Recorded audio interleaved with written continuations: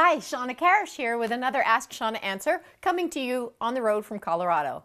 Anyway, so today's question comes from Stephanie, and she says, "Hi Shauna, my name is Stephanie. I have a 10-year-old cob, Daisy.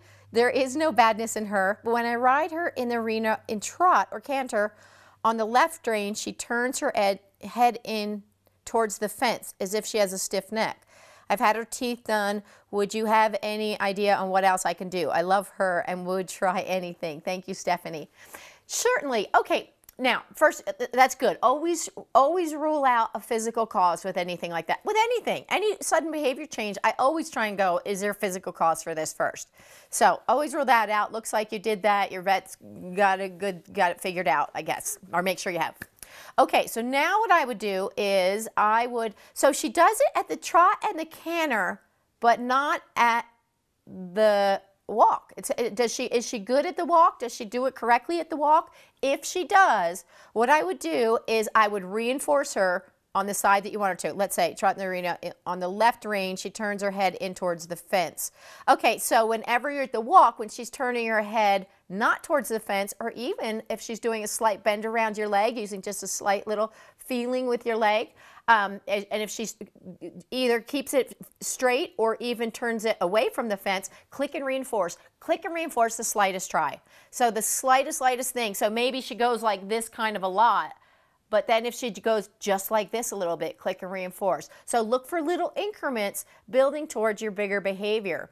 Another thing, so that's what I would do, is I would start with the walk, start where you're going to have the most success, and if she does it at the walk normally, it gives you a chance to build the correct reinforcement history, or a good reinforcement history with the correct behavior. You know, so as she's going now, and remember, if any behavior maintains or increases in frequency, something's reinforcing it. You know, there's a reason she does this, and something that she gets out of it, or something she likes, or even perhaps in the past, once you've had her checked out, maybe she had a stiffness or something happened and she just remembers that feeling or is worried about it, even though the issue may be gone. In any case, we can kind of reshape that, but I want you to start where you're going to have the most success, and it sounds like it would be at the walk. So just ever so gently, look for the slightest coming in just a little bit and the slightest coming in just a little bit. The more you get a chance to reinforce it, a definition of a reinforcer, it's going to sound a little technical, it increases the likelihood of seeing the behavior that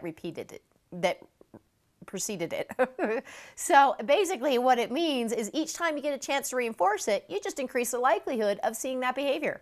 And so that's what we want to do. So as we build a stronger reinforcement, right now she's thinking, I'd rather bend, I'm saying the fence is here, I'd rather bend my head this way as opposed to keep it straight. So, and you know, maybe it's also a reaction she's gotten from the rider or from you, or who knows what it is, what the cause is. But so she finds that reinforcing. That works for her for some reason. Otherwise, she wouldn't be doing it. So now what we want to do is start building that reinforcement history with a new behavior, the behavior of keeping your head straight. So the more you get a chance to reinforce it, the more she's going to offer it. The best thing about this is, with the positive reinforcement training, it's her. I mean, you're asking her to do it. And with the positive reinforcement, she becomes invested in the training. You know, she becomes interested in it and she wants to figure it out as much as you do. So it is a great way to go. And you'll get it sorted out in no time, because she'll be the one that's wanting to change the behavior. You're not going to mechanically be trying to do it. You're just going to be trying to be helping her to do it. Now, when you see her nice and good and solid at the walk, and she'll even bring her head in if you ask, and keeps her head straight and keeps her head, and even you'll kind of feel like she starts to offer a little bit. When she's really solid and good with that, then I'd go up to the slow trot. And if you know, when you feel her, if she goes this way, and if you just have just ask her to come over just a little bit, and if she gives just a little bit, click and reinforce her, and you'll again and you can go between the walk and the trot a little bit. So now you built it up, you built the association with the behavior at the walk. Now you've increased the likelihood of seeing it, but now you just need to step it up to a little bit faster walk, to a slow trot, and she'll get the idea and she'll get it worked out there. Another idea too, so you'll get there. Just remember, you need to build it up. Just look for the little tiny steps in between, and you'll build that behavior. And I would put it on a signal, you know, that there's something you do that kind of says it. Softly though, it's a signal, not a pull and a manipulation.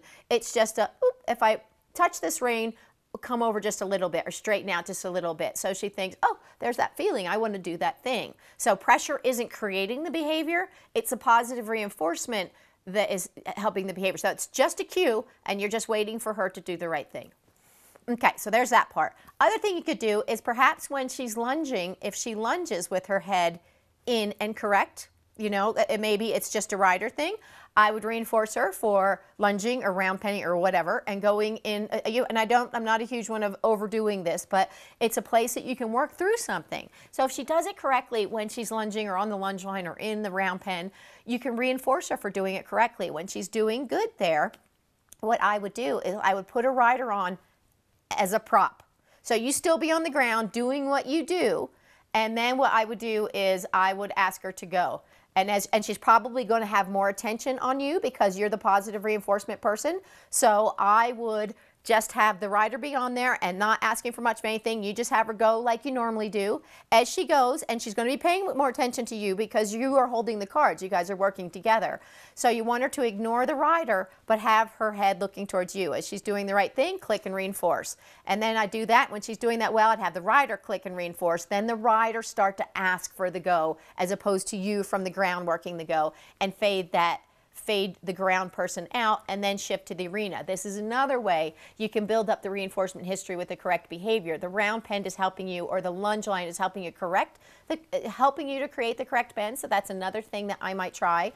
And another thing that is just a good tool that can help you out is if there is, a lot of times when we first get under saddle with the horses, and you'll see them, so we feed them, you know, from the saddle, ride with a waist pack, you know, and a fanny pack, and I feed them from under saddle. And a lot of times on one side, they can bring their head right around and eat from your hand. And then you'll see the other side, you know, they'll be stiff and they'll be trying to get it, but you can see it's a challenge for them. Within about a week, they're just as snappy and flexible on both sides. So it's a way they actually start stretching and developing those muscles and getting themselves comfortable with it. So that's another exercise that may also help her physically if we've got something going on there.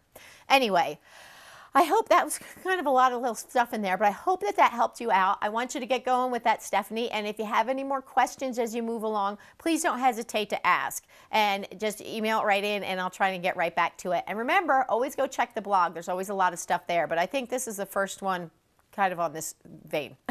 Anyway, so I hope this helps you out, Stephanie. And from Colorado, this is Shauna Karish. Enjoy getting your horse on target.